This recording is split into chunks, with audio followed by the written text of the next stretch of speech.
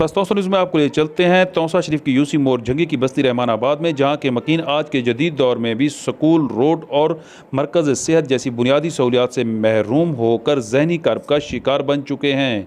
उन्होंने वज़ीर आला पंजाब सरदार उस्मान अहमद खान बुज़दार से मुतालबा किया है कि यहाँ के मकीनों को स्कूल, रोड और मरकज़ सेहत जैसी बुनियादी सहूलियात फौरी तौर पर मुहैया की जाएँ, ताकि यहाँ के मकीन भी जदीद सहूलियात से मुस्तफ़ीद हो सकें। यहाँ पर मौजूद हैं तौसा दोस्त रियाज अहमद लाशारी, जिनसे मकीनों ने गुफ्तगू की। आइए आपको दिखाते हैं उनकी बनाई हुई ये रिपोर्ट। आपको बच्चे क्या चाहिए? स्कूल चाहिए। आपको क्या चाहिए? स्कूल। पानी चाहिए। आपको क्या चाहिए?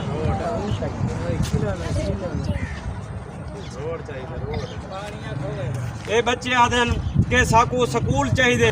वज़ीर आला सरदार उस्मान बुज़दार के अपील है, असा दरख्वास्त करें है कि सारी बस्ती रहमानाबाद बुनियादी कमे के महरूम है।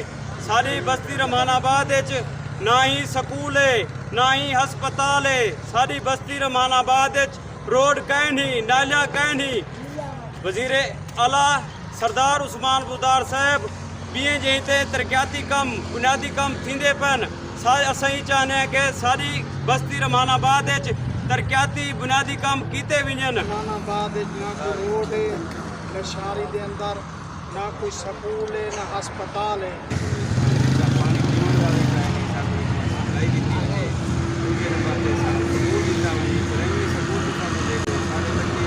गर्मी का मौसम हो 3-4 किलोमीटर मोदे प्रभान स्कूल के वञनि, उता पढ़ण वञनि, उन वास्ते मसला होंदे।